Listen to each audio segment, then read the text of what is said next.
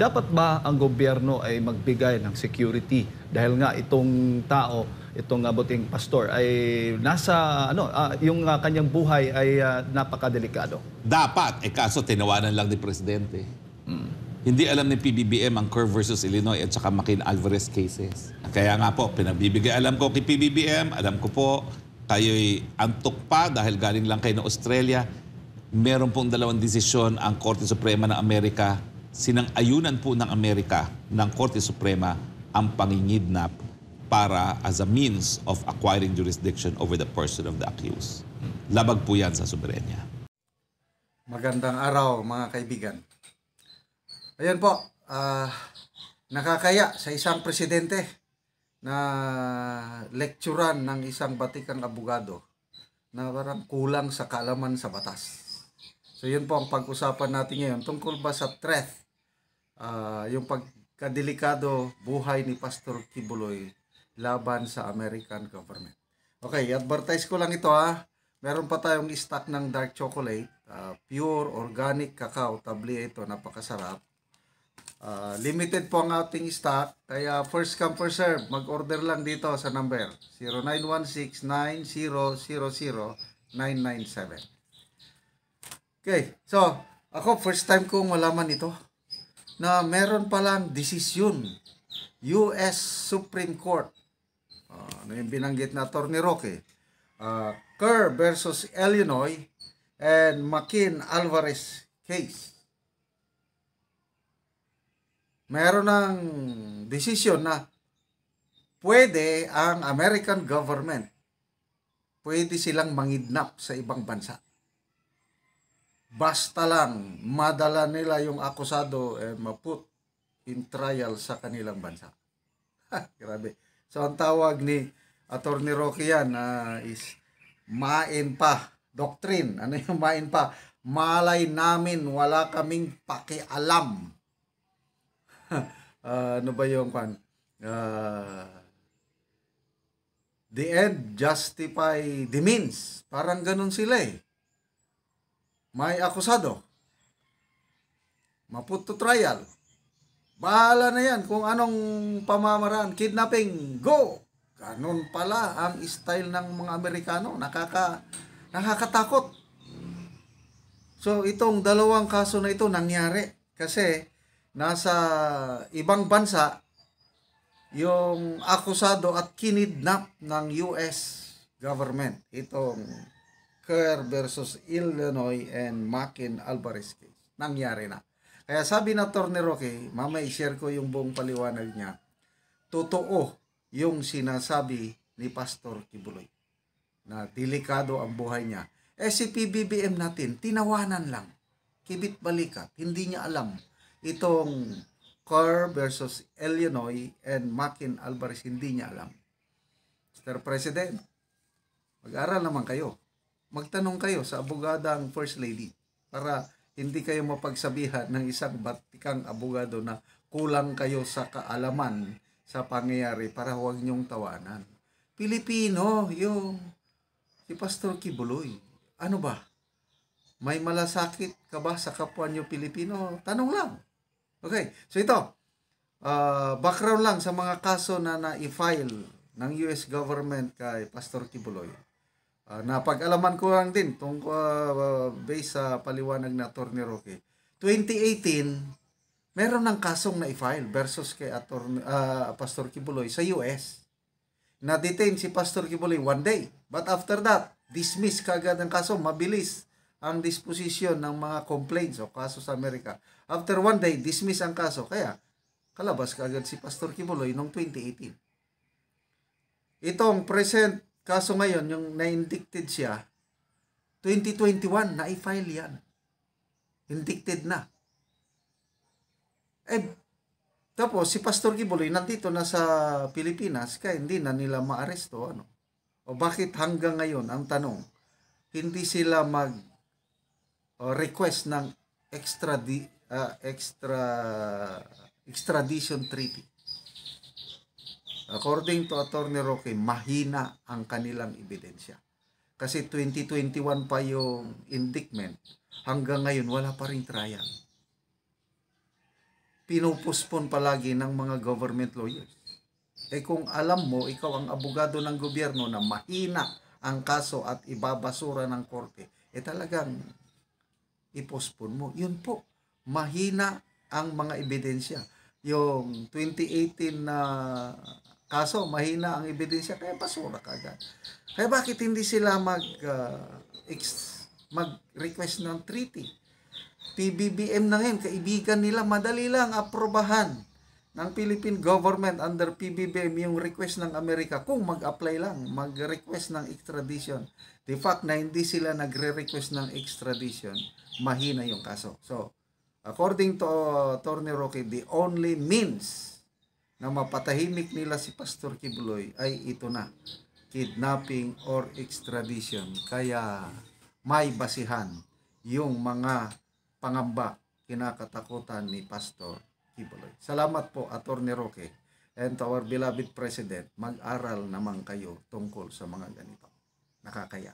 Okay, pakinggan natin ang buong paliwanag ni Attorney Roque.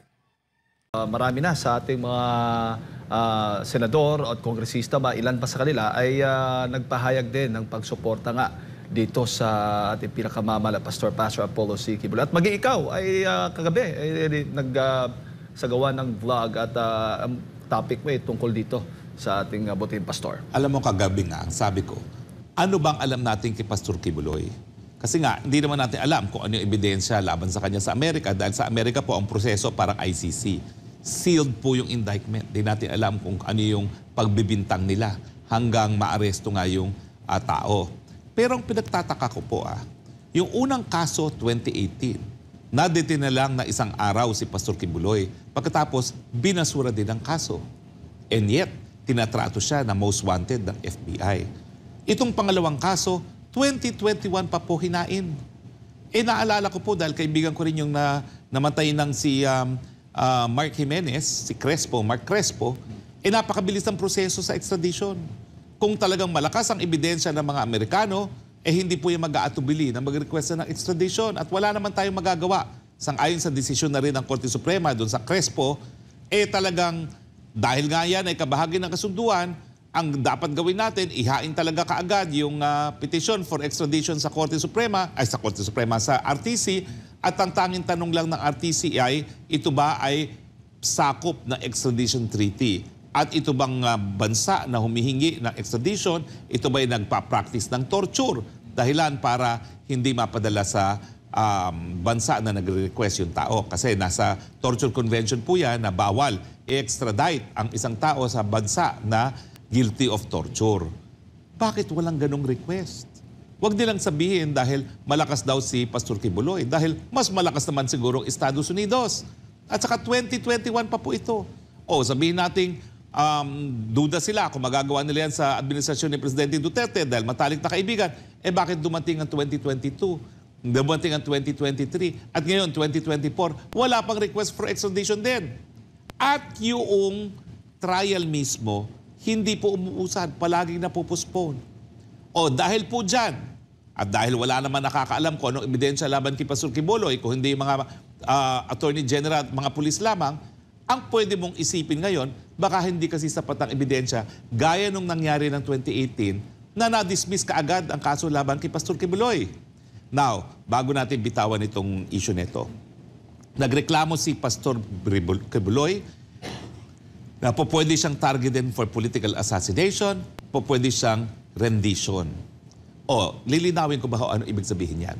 Alam niyo po, kakaibang Amerika. Ang Amerika, walang pakialam kung paano nila madakip yung isang tao para mapaharap sa kanilang hukuman. Dalawang kaso po ang nadesisyonan ng US Supreme Court. Kerr versus Illinois at saka yung McCain-Alvarez case. Ang tawag ko dyan, sa habang ako'y nagtuturo sa UP College of Law, the Ma and Pa Doctrine. Malay namin pakialam doctrine. Wala kaming pakialam dyan. Malay namin pakialam namin. Ano nangyari? Nasa ibang bansa yung mga akusado. Ang ginawa ng mga Amerikano, pinakidnap. Yung isang pagkakataon doon, meron namang extradition treaty. Bakit hindi dinaan sa extradition treaty? Alam mo ba naging desisyon ng kataas-taas ang hukuman ng Amerika? Ma and Pa malay namin, pakialam namin. Malay namin, pakialam namin kung paano nakuha yung pagkatao ng akusado. Basta siya'y madala sa hukuman at bigyan ng fair trial, sapat na yan. So yan po ang kinatatakot ni Pastor Kibuloy. Now, ano naman yung rendition? Yung rendition, kikidnapin ka na at dahil bawal ma-torture sa Amerika, dadaliin ka sa tinatawag nilang black site sa ibang parte ng daigdig at pinagdududahan na ang Pilipinas ay isa sa mga black spot na yan kung saan siya ito torture. Kasi may batas sa Amerika na kapag kayo nag-torture, pwede mo mapanagot, miski tao ka ng gobyerno. At isa yun sa pagkakataon na hindi po pwedeng ma-invoke yung immunity of suit ng gobyerno sa torture. Ayun po ngayon, may nakabinbin na kaso sa Korte Suprema na pinapawalang bisa itong extraordinary rendition. So lahat po ng sinasabi ni Pastor Kibuloy, nadesisyon na ng Korte Suprema na talagang sinabi na main pa, wala kaming pakialam kung paano nakuha yung jurisdiction sa pagkatao ng akusado at yung rendition hanggang ngayon nakabinbin pa sa Korte Suprema, wala pang desisyon. At yung kinatatakot ni Pastor Kibuloy na political assassination, may kaso din po ngayon yan sa Korte Suprema na hindi pa nadesisyonan. Pero titignan ko, baka meron nang nadesisyonan. Ito naman yung reklamo na sang-ayon sa batas ng Estados Unidos, pag ikay nasa listahan ng terorista, shoot to kill ka. Ano na nangyari doon sa due process ng tao? Binansagan ka lang ng hindi hukuman na ikay terorista, pwede ka nang i-shoot to kill. So yan po yung RR case naman na kino-question nila. Pero kung hindi ako nagkakamali, wala pang desisyon. Pero kung mayroon naman desisyon yan, I'm sure nabasa ko yan sa periodiko, mukhang wala pa rin. So yung mga kinatatakot ni Pastor Kibuloy, meron pong desisyon ng Korte Suprema na sinasang-ayunan. Yung kidnapping as a means of acquiring jurisdiction over the person, yung extraordinary rendition, at pati nga po yung political assassination. Dahil talagang ang sabi ng American government, dahil meron tayong gera laban sa terorista, lahat ng terorista na bansagan pwede nang targetin for political assassination. Ang reklamo naman ng ARAR, ina ng isang nandun sa listahan, paano naman yung due process rights? Dapat naman kami madinig para mapasinungalingan yung banta, yung label na sila ay terorista.